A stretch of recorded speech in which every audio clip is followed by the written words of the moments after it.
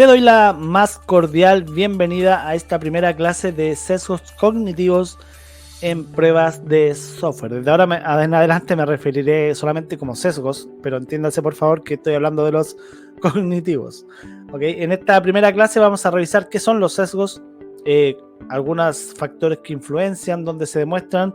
Vamos a establecer algunas líneas básicas para entender qué es un sesgo y para irlo trabajando posteriormente en las siguientes clases, cómo nos van a afectar tanto en nuestra vida cotidiana como en las pruebas de software. ¿Okay? Así que vamos allá.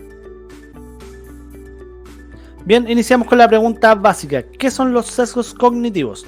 Vamos a dar esta descripción general. Esta es una definición, una de tantas definiciones que puedes encontrar sobre los sesgos. Acá vamos a trabajarlos como errores sistemáticos en el pensamiento que afectan las decisiones y juicios de las personas que las hacen. ¿Okay? Es decir, un sesgo va a afectar siempre una decisión y un juicio, es decir, una forma de pensar un objeto o una situación, un acontecimiento. ¿Okay? El sesgo tiene influencia sobre decisiones entonces y sobre la forma en la que vemos el mundo. Un sesgo puede influir ampliamente en nuestra forma de pensar, en nuestra forma de decidir, en nuestra forma de ver al otro, en nuestra forma de construir la realidad, ¿ok? A grandes rasgos. Entonces, estos sesgos son el resultado de limitaciones en la capacidad de procesamiento del cerebro humano y tienen influencias emocionales, sociales, ambientales, entre otras. Es decir, un sesgo, nos vamos a referir a esto como un sesgo que se produce por una limitación, obviamente como lo dice ahí en el texto, en la capacidad de procesamiento del cerebro, pero esto no quiere decir que un sesgo es resultado de un déficit cognitivo, por ejemplo. Los sesgos están presentes en todos los seres humanos, eso es importante aclararlo, tanto en ti como en mí, como en nuestros padres, en nuestros hermanos, en el vecino, en el que está acá y acullá y donde sea. Los sesgos cognitivos nos afectan a todos en una u otra forma, ¿ok? Y esto no está necesariamente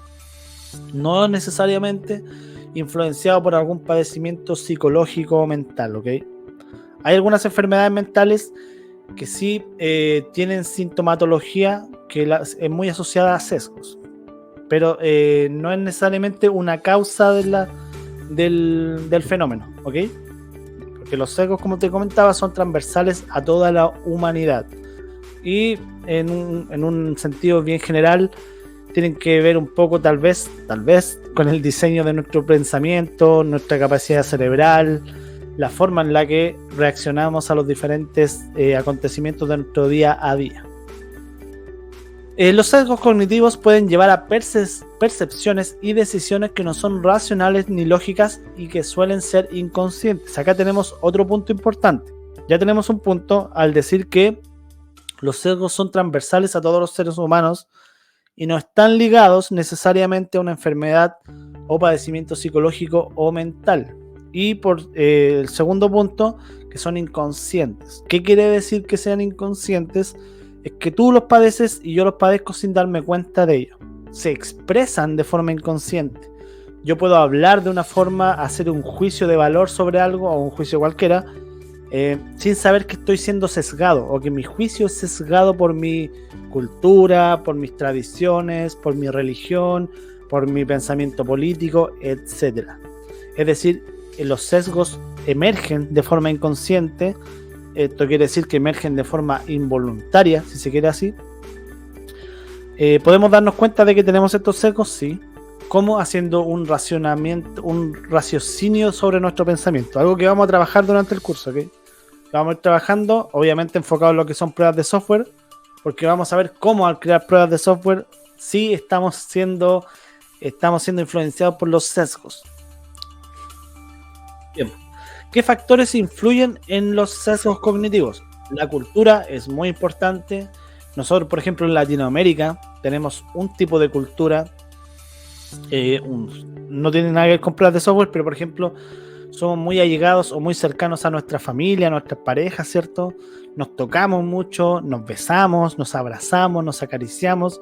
Somos una cultura de muy cercana, de mucha cercanía. En cambio, los orientales tienen una cultura un poco más restringida, más de distancia, ¿cierto? Hay un respeto, si se quiere así, de distancia, no son tan de piel como nosotros. Y eso también se puede ver tal vez en culturas como la de la India, tiene una cultura diferente, los nórdicos tienen otra forma de ser, y cualquier tipo de cultura o manifestación cultural, manifestación social, va a influenciar en los sesgos cognitivos que nosotros vamos a experimentar, ¿vale? Esto no quiere decir que, por ejemplo, los latinos tenemos un sesgo, los asiáticos otro, no. Los sesgos se van a manifestar de una u otra forma, en mayor o menor intensidad, en las diferentes culturas, ¿vale? Factores emocionales, esto es completamente obvio o completamente relevante, mejor dicho. La emoción, nuestra emocionalidad nos condiciona a ciertos sesgos que vamos a revisar también. Si estamos tristes, si estamos pasando tal vez por algún periodo depresivo, si estamos pasando por algún periodo ansioso, si somos un poquito inestables emocionalmente, si no tenemos esa base emocional fuerte, también nos vamos a sesgar de alguna forma con algunos sesgos en particular. Hay algunos sesgos que atacan mucho la emotividad, ¿ok? Por ejemplo, personas inseguras tienden, una de las personas que son inseguras, aunque se crea lo contrario, pueden tender a tener personalidades mucho más rígidas, ¿okay? Que las hagan obligatoriamente a sentir más seguras. Y esa personalidad rígida tiene que ver con algunos sesgos cognitivos que vamos a revisar. Y esto tanto en las que no son rígidas o en las personas que son muy rígidas también se afectan. Estoy mencionando solamente un ejemplo, ¿vale? Pero la emotividad y la emoción es completamente fundamental acá. Cuando hablemos de sesgos vamos a hablar de una u otra medida de la emotividad. Experiencias personales. Completamente. Las experiencias personales moldean nuestro mundo, nuestra forma de ver la realidad, ¿ok? No es lo mismo que dos personas pasen exactamente por las mismas experiencias, y si tú le preguntas cómo se sintieron con respecto a estas experiencias, probablemente te entreguen respuestas similares, pero no iguales, nunca iguales, porque interpretamos el mundo de diferente forma. Por eso se dice que cada ser humano es un mundo en sí mismo, ¿ok? Lo que es terrible para algunos no es tan terrible para otros. Y eso va a influir en nuestra forma de ver el mundo, en nuestra forma de identificar la realidad o de comprender la realidad, ¿ok? Esto, ¿cómo lo podemos visualizar tal vez en pruebas de software? Nosotros tenemos, por ejemplo, podemos tener un criterio de aceptación y el Product Owner, por ejemplo, o el jefe de proyecto escribe el criterio de aceptación desde su punto de vista, ¿cierto? Y él piensa que todos entendemos lo mismo, pero probablemente viene el desarrollador y dice, oye, yo entiendo que esto era así, y después tú tal vez como tester lo lees y dices, oye, yo entiendo esto de esta forma. Y ahí puedes tener tres visiones diferentes de un mismo concepto, y cómo las haces conversar. Entonces eso es lo que vamos a trabajar durante el curso, cómo vamos a poder interpretar estas cosas, estas consignas, cómo vamos a poder liberarnos un poco de esta visión de túnel, ¿cierto? Que nos es forzada por nuestras experiencias personales, ¿ok? Cuando nosotros leemos algo, una información, por ejemplo, hay muchas de nuestras experiencias, aunque no lo pareciera, pero hay muchas de nuestras experiencias que influye en cómo interpretamos ese mensaje. Y eso es un sesgo cuando se da de una forma muy marcada, ¿ok? Y esto, en este mismo ejemplo de la consigna o del criterio de aceptación, que tres personas entienden de forma diferente, va a depender mucho de cómo nosotros aprendimos, de cómo nosotros interpretamos y de cómo nosotros nos expresamos con respecto al mundo, con respecto a nuestras propias creencias, ¿okay? El mundo de los sesgos cognitivos nos afecta en general, tanto creencias, tanto experiencias, tanto demostraciones, tanto cultura, tanto emociones. Así que estamos hablando de un tema complejo que parece no serlo, pero ya vamos a comenzar con este análisis. Ya, como puedes ver, hay muchos factores que influyen en esto. La cognición, como bien lo decía, los sesgos cognitivos se consideran errores en el procesamiento de información o en o en la comprensión del mundo, ¿cierto? En la comprensión de lo que estamos viviendo en nuestra vida cotidiana. La cognición ahí es todo esto, todo lo que, incluso las experiencias personales, las emocionales, forman parte de nuestra cognición, así que es súper importante también. Información también.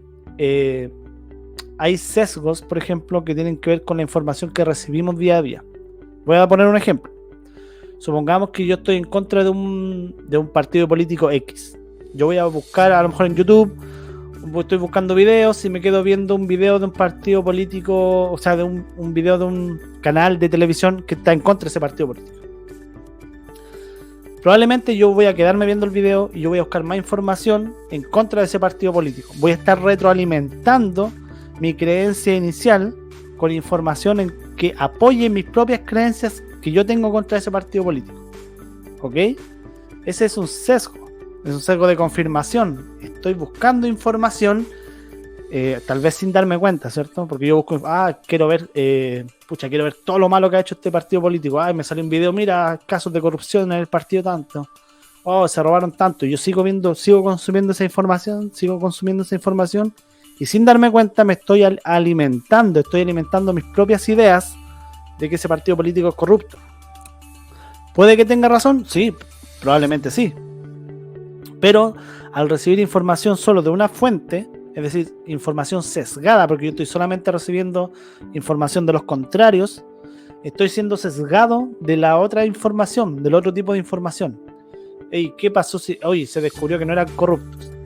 Había mala información de por medio, o fueron manchados, no sé, cualquier cosa, ¿vale? Pero al recibir información solamente de un caudal, de una fuente, o de un tipo de información que iba siempre en contra de lo que yo quería que estuviera en contra, ¿cierto? Porque busqué información que se alineara con lo que yo pienso. Nunca busqué información contraria, ¿vale? Que contrastara mi información, que contrastara lo que yo pienso para hacer un juicio crítico de verdad. Es decir, estoy siempre buscando información que me valide a mí mismo mis creencias. Eso se refiere con este factor que influye en el sesgo cognitivo, ¿ok?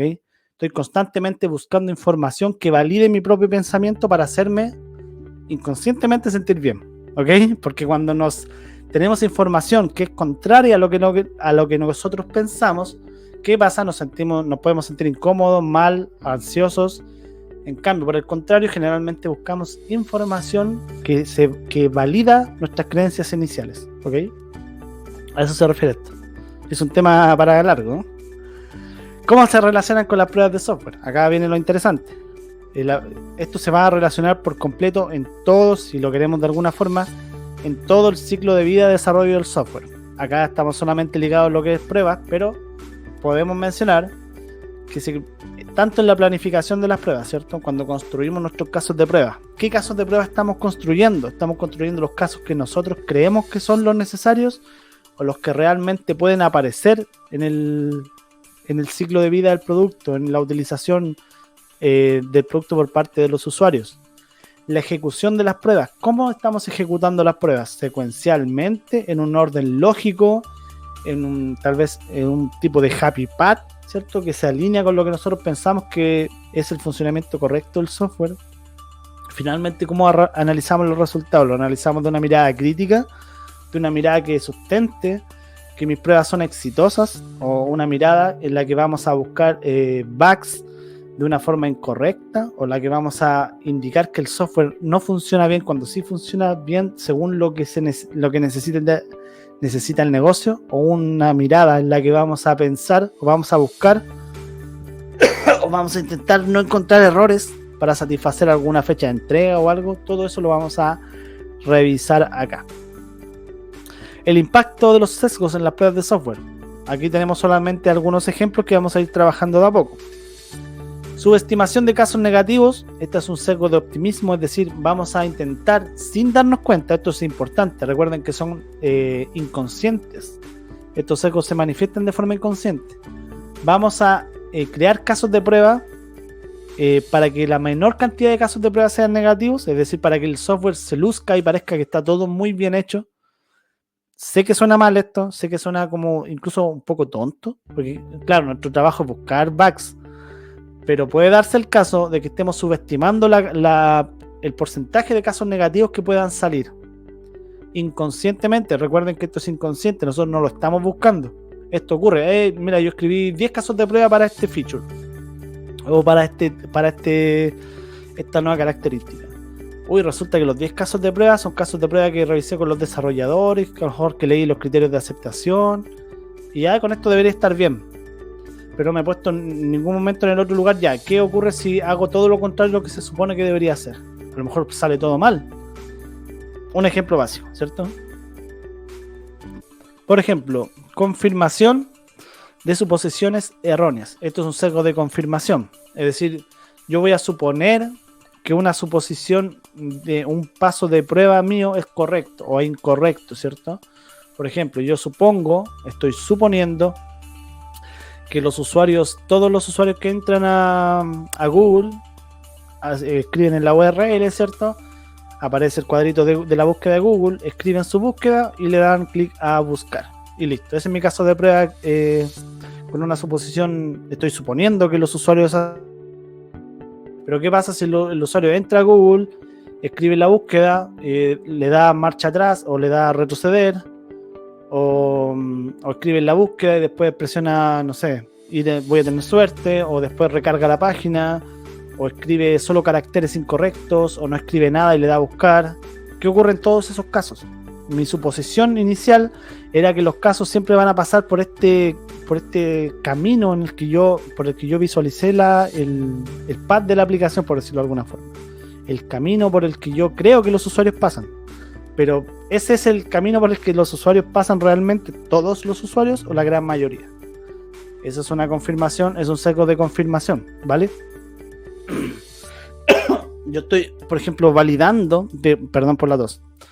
Estoy confirmando lo que yo mismo creo, creando pruebas que validen esa confirmación, ¿vale? A eso me refiero. Es un poco enredado, pero por ejemplo, imaginemos que te hacen una capacitación sobre una solicitud de tarjeta de crédito y tú más adelante vas a certificarla con pruebas, ¿cierto? Y te hacen la capacitación, te dicen que los usuarios tienen que pinchar quiero tarjeta, ingresan su DNI y solicitan la tarjeta, por ejemplo. Y tú sabes que ese es el paso común, ¿cierto? Tú ya tienes ese conocimiento previo, lo tienes en tu inconsciente, lo tienes también de forma consciente, porque sabes de qué se trata. Cuando vayas a escribir casos, vas a escribir casos, probablemente la mayor parte de los casos, y esto es probablemente, que cumplan con esos criterios. Obviamente vas a buscar casos que no, pero tu línea de prueba siempre va a ser con la información que recibiste inicialmente, ¿vale? Eso es un sesgo de confirmación, y probablemente hay gente, y aquí no lo digo por todos los casos, que van a construir solamente casos que confirmen eso. O sea, 20 casos donde el usuario ingresa, presiona primero el botón de arriba, luego ingresa un DNI correcto y finalmente busca. ¿Por qué no hay un caso donde los usuarios ingresan, no presionan ningún DNI y le dan al botón? O ingresan un DNI incorrecto, o ingresan un DNI de otro país, o ingresan alfanumérico, o presionan recargar cuando el DNI está puesto, o intentan habilitar el botón con la consola, no sé, cualquier cosa, ¿vale? Sobre confianza en la herramienta, sesgo de automatización. Esto no solamente sea en personas que hacen pruebas automatizadas, ¿ok?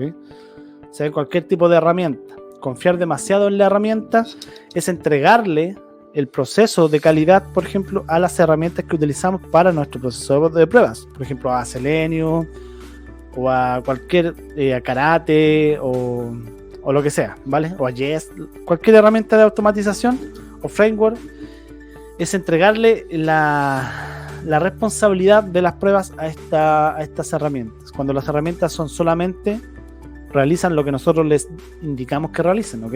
Si nuestro pensamiento está sesgado, la herramienta va a realizar pruebas sesgadas, eso es obvio. Nosotros escribimos las pruebas o damos indicaciones de qué cosas deben probarse, ¿cierto?